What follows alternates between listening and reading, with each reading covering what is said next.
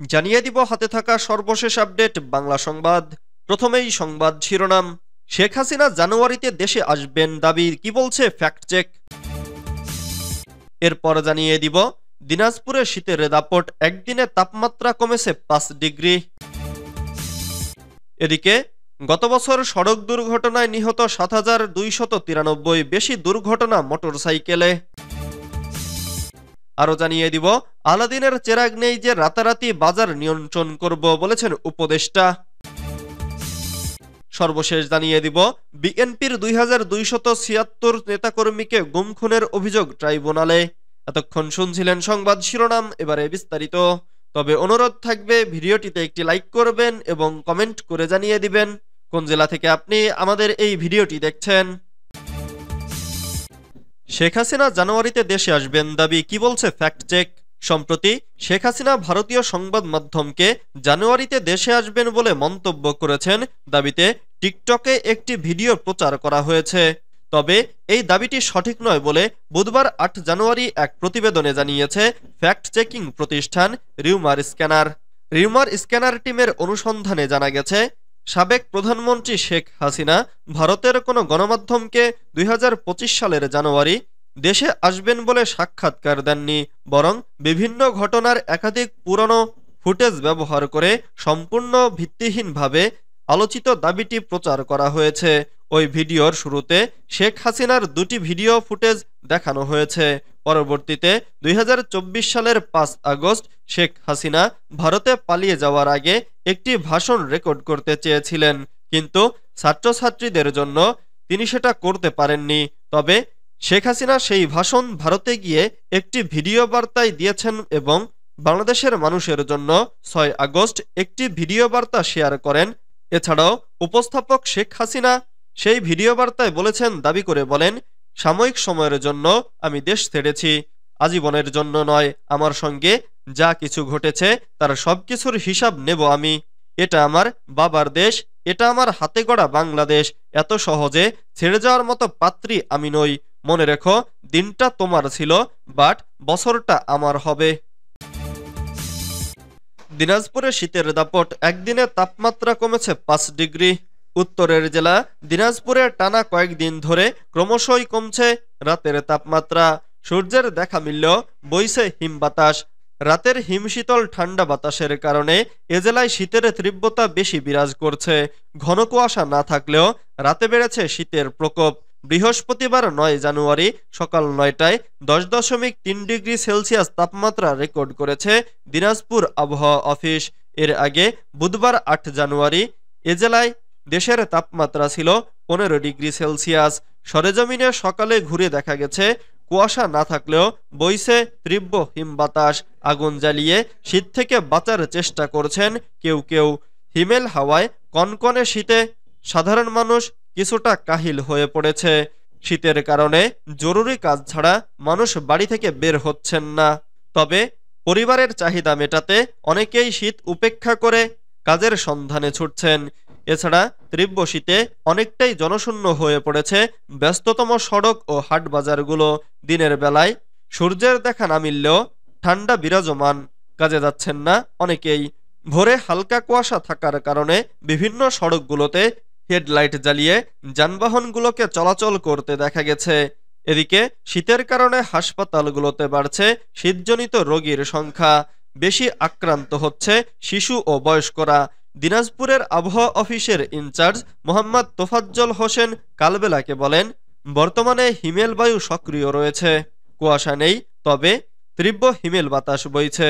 বৃহস্পতিবার সকাল ৯টায় তাপমাত্রা রেকর্ড করা হয়েছে ১০.৩ ডিগ্রি সেলসিয়াস। বাতাসের আর্দ্রতা ছিল ৯১% এবং গত ২৪ ঘন্টায় বাতাসের গড় গতিবেগ ছিল ঘন্টা প্রতি ৫ কিলোমিটার। গত বছর সড়ক দুর্ঘটনায় নিহত ৭,২৯৩, বেশি দুর্ঘটনা মোটরসাইকেলে। ২০২৪ সালে দেশের সবচেয়ে বেশি দুর্ঘটনা ঘটেছে মোটরসাইকেলে। এই জানে ২,৭৬১টি দুর্ঘটনায় নিহত হয়েছে ২,৬০৯ জন, যা মোট নিহতের ৩৫.৭৬%। দুর্ঘটনায় 1535 জন পথচারী নিহত হয়েছে। বিভিন্ন যানবাহনের চালক ও সহকারী নিহত হয়েছে 984 জন।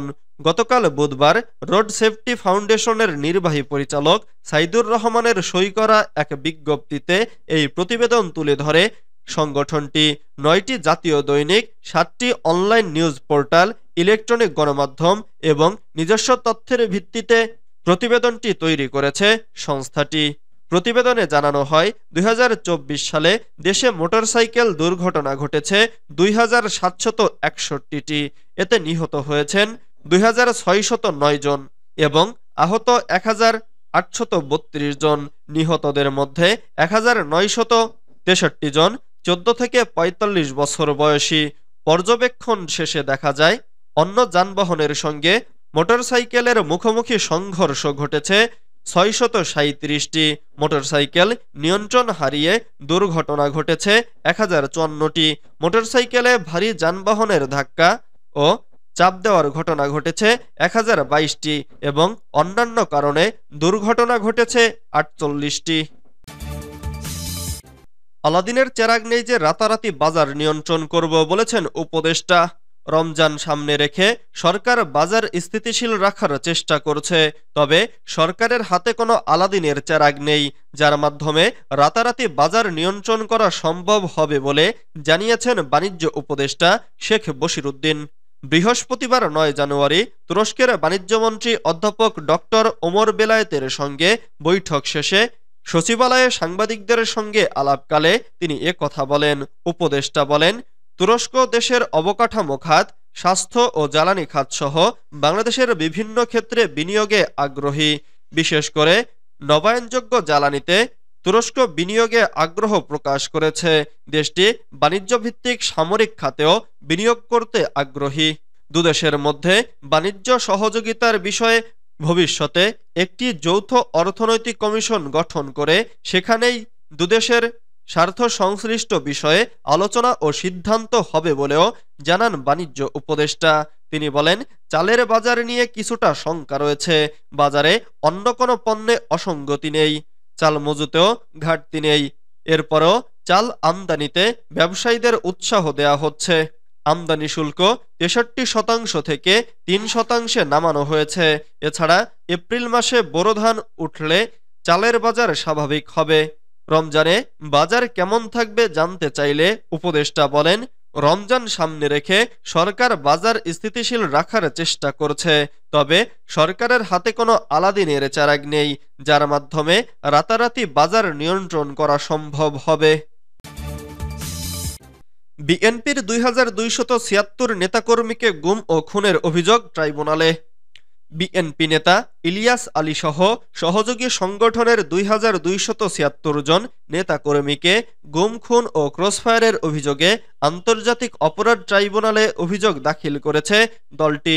বৃহস্পতিবার 9 জানুয়ারি সকালে আন্তর্জাতিক অপরাধ ট্রাইব্যুনালে বিএনপির কেন্দ্রীয় কমিটির সদস্য এবং গুম খুন মামলা বিষয়ক সমন্বয়ক মোহাম্মদ সালাউদ্দিন এ অভিযোগ দেন। জানা গেছে, সকাল 11টার দিকে দলটির মামলা ও তথ্য বিষয়ক প্রতিনিধি দলের 3 সদস্য বিএনপির মহাসচিব মির্জা ফখরুল ইসলাম আলমগীর স্বাক্ষরিত চিঠি নিয়ে ট্রাইব্যুনালে আসেন।